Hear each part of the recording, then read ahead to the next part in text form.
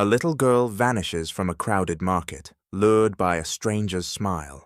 A boy never returns from a quick errand, his laughter silenced forever. In Colombia's shadows, two men, Pedro Alonso Lopez and Luis Garavito, turned trust into terror, stealing hundreds of lives before anyone noticed. Who were these monsters, and what made them so deadly? Stay with us to uncover a story that will haunt you long after it ends.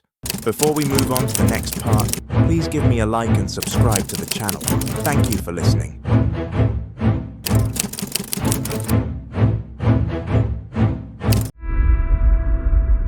Picture a dusty market in Ambato, Ecuador, 1979.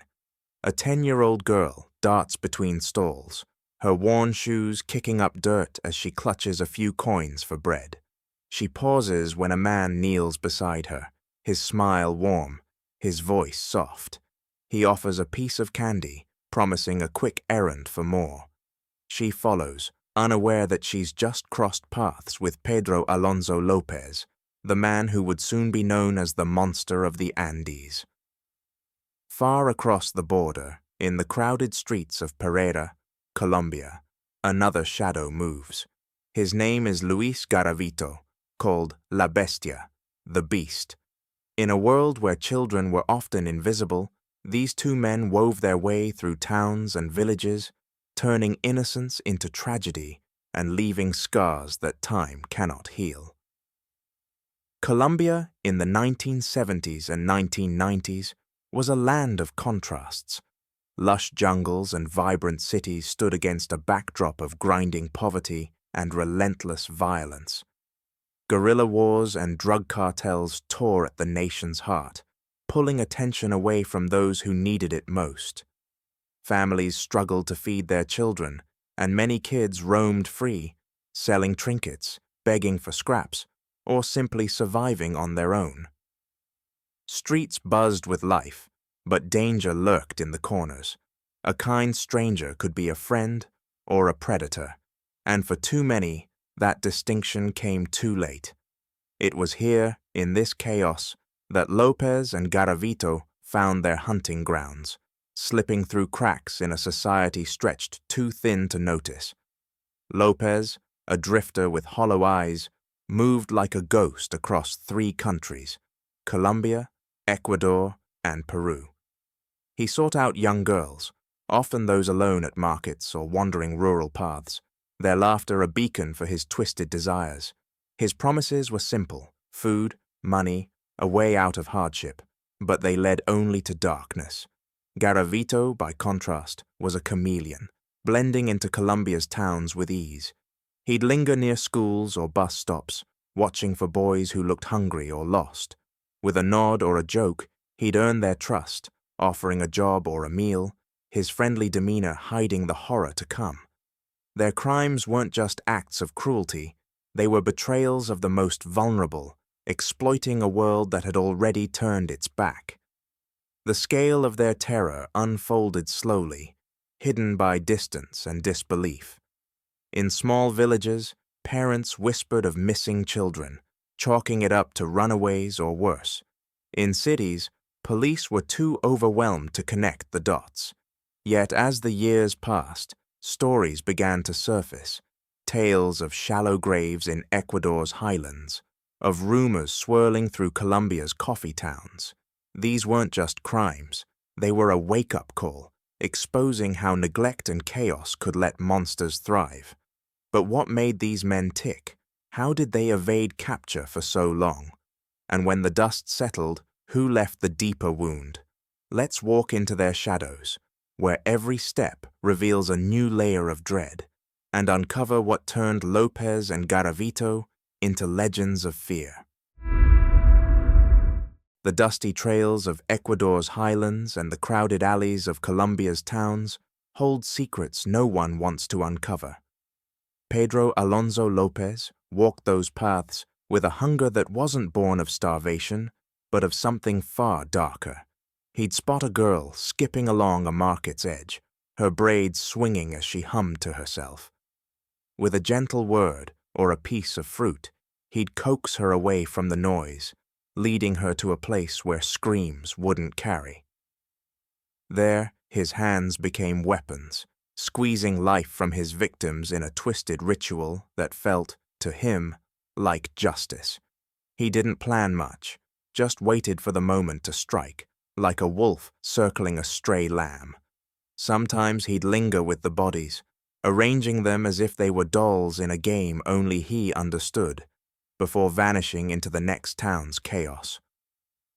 Across Colombia, Luis Garavito played a different game, one of cunning and disguise.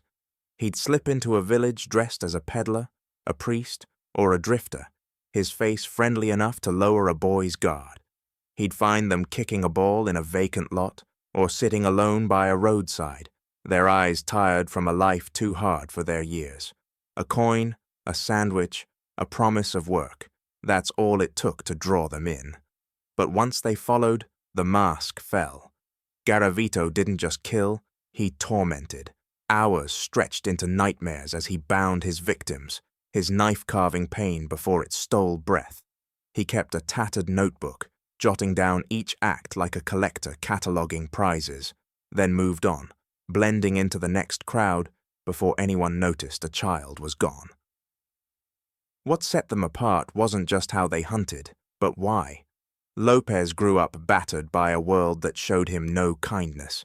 As a boy, he faced cruelty that left scars deeper than skin, twisting his mind until he saw every girl as a mirror of his own lost innocence. He didn't want their suffering. He wanted their light, and taking it felt like reclaiming what was stolen from him long ago. His attacks were raw, driven by impulse, as if each act could silence the pain screaming inside him. Garavito, though, was colder, more deliberate. His own childhood was a maze of abuse, but it forged a need to dominate, to bend others to his will.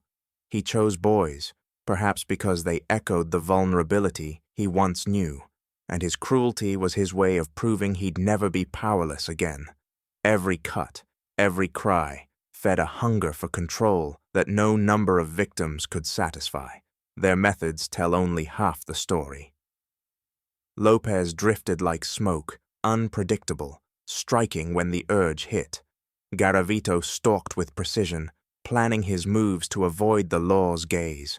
One killed in a flash of rage, the other savored the slow unraveling of life. Yet both were shadows of the same broken world, feeding on its weakest threads. How far did their darkness spread? And when you weigh their deeds, who cast the longer shadow? Let's pull back the curtain further to see what their crimes cost and what they reveal about the monsters we fear most. As the trails of Pedro Alonso Lopez and Luis Garavito wound through villages and cities, they left behind more than just grief. They carved a question into the heart of a shaken world. Who was the greater monster? Their shadows stretched far, but measuring their darkness demands a closer look at the lives they stole, the fear they sowed, and the systems that failed to stop them. Step by step, let's weigh their deeds, not just to understand their terror, but to see what it tells us about the edges of human nature. Lopez struck like a storm, sudden and wild. Over a decade, from the late 1960s to 1980, he drifted through Colombia, Ecuador, and Peru, leaving at least 110 girls dead in his wake. Some say as many as 300, though only graves could confirm. His path was a jagged line, crossing borders with no pattern, hitting markets or dusty roads wherever chance led him. Each loss rippled through small towns, where mothers clutched their children tighter, whispering warnings about a stranger who vanished as quickly as he came. Garavito, though, was a plague, steady and relentless. From 1992 to 1999, he prowled 54 cities across Colombia, claiming 193 boys, with whispers of hundreds more. His strikes were surgical, timed to slip past notice, leaving entire communities frozen when the truth spilled out. a field of bones unearthed, a town's trust shattered. Their toll wasn't just in numbers. Lopez's crimes sparked panic across 3 nations. In Ecuador, the discovery of mass graves in 1980 turned quiet valleys into places of dread, where parents feared every shadow. His release from prison in 1998, after just 14 years, sent chills through those who knew his name, because no one could say where he went next. Garavito's reign cut deeper into Colombia's soul. When police found 36 bodies in Pereira in 1997, the nation reeled. Protests erupted, demanding answers for why so many boys vanished before anyone cared. Even in death, Garavito's shadow lingered. He died in prison in 2023, but not before forcing a country to face its blind spots. What do those who study monsters say? Dr. Catherine Ramsland, a voice in criminal psychology, calls Garavito a machine of precision. His disguises, his notebook, his calculated moves made him a predator who could have gone on forever if not caught. Lopez, she argues, was chaos itself, less planned, but no less deadly, his impulsiveness a spark that could ignite anywhere. Another expert, Colombia's own Juan Carlos Alvarez, sees Lopez as the greater ghost. Garavito's cage held him. Lopez's freedom, however brief, left a question mark no one can erase. Compared to others, like Ted Bundy, who charmed women in America's suburbs, these two were vultures circling the forgotten. Children no one watched. Bundy took 30 lives. Lopez and Garavito took hundreds, their scale a stain unmatched in its time. So, who was worse? Garavito's body count, 193 confirmed, towers over Lopez's 110.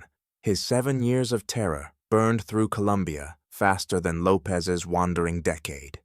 Yet Lopez's reach, spanning nations, and his vanishing act after prison whisper a different fear, one that might still walk free. Their crimes scream a truth we can't ignore. When society turns away, monsters thrive. The graves they filled demand we look harder, protect better, and never forget that evil doesn't always hide. It waits. And as we leave their story, one thought lingers. If Lopez is still out there, what might he be waiting for? The graves of Lopez and Garavito's victims stretch across nations, each one a silent cry for justice that came too late.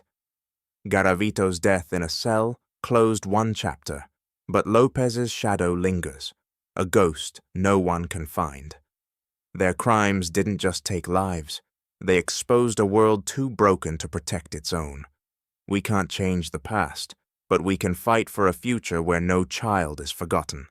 So look closer, listen harder, and never let the vulnerable slip through the cracks again. If this story shook you, hit that like button and subscribe to dive deeper into the tales that shape our world. One question remains. Is a monster like Lopez still out there waiting for his next chance? What do you think?